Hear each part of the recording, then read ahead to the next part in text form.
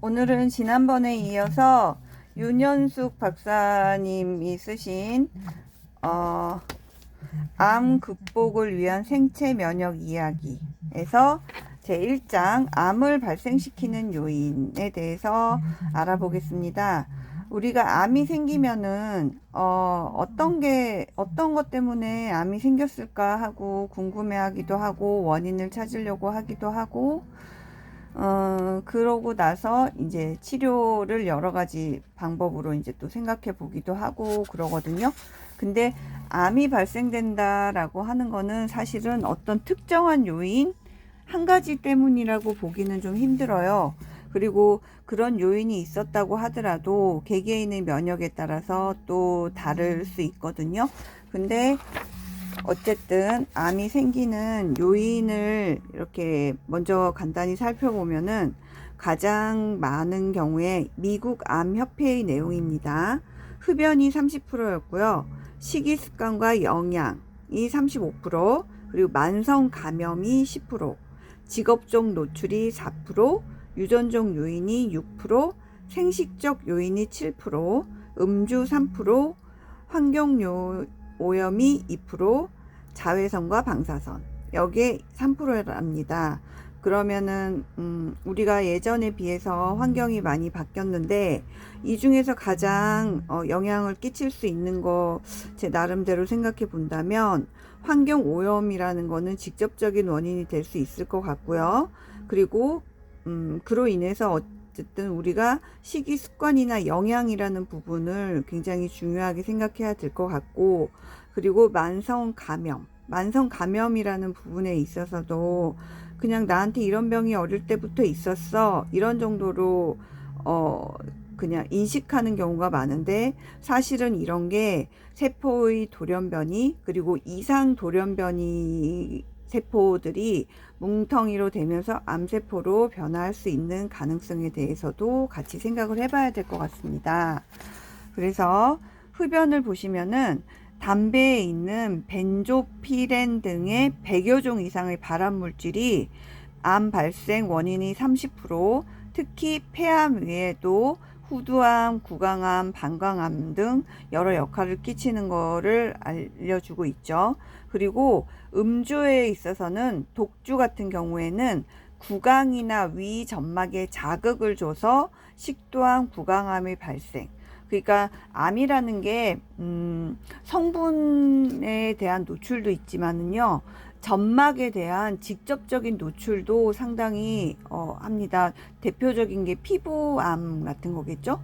근데 우리가 먹는 것도 구강이나 식도나 위나 또 밑으로 내려가서 소장이나 대장이나 아니면은 소화기 쪽으로 본다면은 소화액을 분비하는 췌장이나 담낭이나 이런 것들이 모두 물리적으로도 노출이 될 수 있고, 이런 식품이나 유독물질에 대해서 노출이 되었을 때 역시 암에 생길 수 있다라는 내용을 알 수 있고요. 그리고 3번 음식물, 그래서 소화기 암에 특히 큰 영향을 미치고요. 염분 같은 경우에는 과다한 염분 섭취에는 궤양을 유발하기 때문에, 궤양이라는 거는 피부 점막 조직이 손상이 돼서 나가 떨어지는 거잖아요. 그러면은 그 안쪽에 있는 점막이 노출이 되면서 그런 부위에 이제 이상세포가 증식하게 된다면은 그 역시 돌연변이로 인한 이상세포 증식으로 암이 생길 수 있고요. 그래서 어린 나이에 소금에 절인 생선 많이 먹으면 비인두 염 발생률이 높아지고 이것이 암으로 갈 수 있다, 이런 얘기가 나옵니다.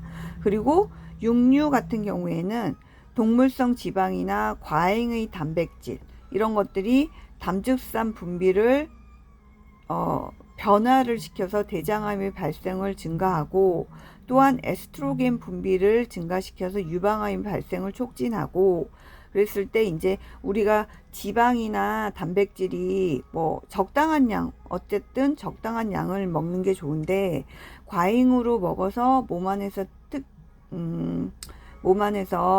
이제 전체적으로 충분히 대사와 해독과 배설과 흡수의 과정을 거치지 못한다면은 그 여분의 과잉의 부분이 이런 문제를 일으킬 수 있다라는 얘기가 되고요. 또 육류의 탄 부분에 있는 뭐 헤테로사이클릭 아민이라는 직접적인 발암 물질이나 그 다음에 육류나 어류 가공할 때 식품 첨가물인 아질산염 역시 과량으로 들어가 있을 아질산염과 반응해서 위암 일으키는 니트로소아민이 생성된다고 했는데요. 이거는 이제 육류나 어류에 아질산염이 들어가 있는 물질가 먹었을 때, 그리고 과잉으로 먹었을 때, 그리고 이게 글루타치온과 포합해서 충분히 해독되지 않았을 때 이런 류의 위험이 있다라고 생각이 많이 됩니다. 그래서 음식을 먹을 때 뭐 질산염이 많이 들어가 있는 그런 제재들은 아질산염으로 변화하는 위험이 있기 때문에 비타민 C 등 뭐 항산화제 등 이런 것들을 같이 드시는 게 좋겠죠. 그리고 곰팡이는 아플라톡신이라는 이 곰팡이가 간암을 일으킨다고 직접 나와 있고요. 그 외에 첨가물, 그리고 편식은 간접적으로 이제 우리 몸이 면역력을 저하시키면서 이제 발암 물질을 계속해서 같은 음식만 먹었을 때 발암 물질을 다량 섭취하는 결과를 초래하고 정제 설탕 등도 암 발생을 초래한다고 합니다. 그리고 만성 감염은 바이러스에 의해서, 그리고 간염 바이러스, 파필로마 바이러스, 앱스타인 바 바이러스, 그 다음에 LV 바이러스, 이런 것들이 뭐 백혈병이라든지 상인두 위암, 그리고 뭐 자궁경부암, 간암 이런 데 관여를 하고요. 헬리코박터 파이로리는 위암의 직접적인 원인이 될 수 있다, 혹은 관계가 있다라는 거 아시죠? 그래서 이제 우리가 내시경 하거나 해서 헬리코박터 파이로리 균이 발견되면은 얘네들을 이제 죽이는 쪽으로 그렇게 치료를 받기도 하죠. 직업적으로 유기용매나 중금속 등에 노출되는 경우, 그리고 유전적인 요인도 있는데 사실은 이거는 뭐 많진 않고요. 뭐 가족력 이런 것들은 이제 약간 희귀한 암이나 희귀한 경우라고 생각하시면 되고요. 그리고 생식적 요인은 과도한 여성 호르몬의 투여라고 했는데요. 요즘 나와 있는 음식들이나 아니면 지노바이오틱스, 그러니까 환경 호르몬 같은 경우에도 몸 안에서 여성 호르몬처럼 작용을 하기 때문에 역시 이런 류의 위험에 노출되는 그런 가능성 역시 있다고 생각합니다. 그리고 환경 오염에 배기가스에는 벤조피렌, 니트로피렌, 그 다음에 다이옥사이드 이런 것들이 있고요.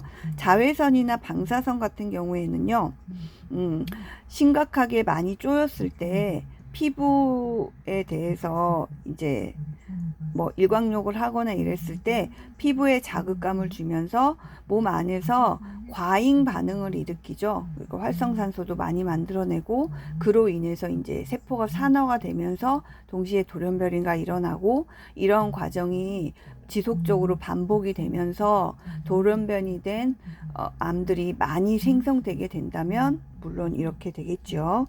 그리고 방사선 같은 경우에는 이런 거를 직업적으로 다룬다든지 아니면 많이 쏘인다든지 이런 경우에 나타날 수 있겠습니다. 그래서 오늘은 암을 발생시키는 요인에 대해서 알아봤습니다.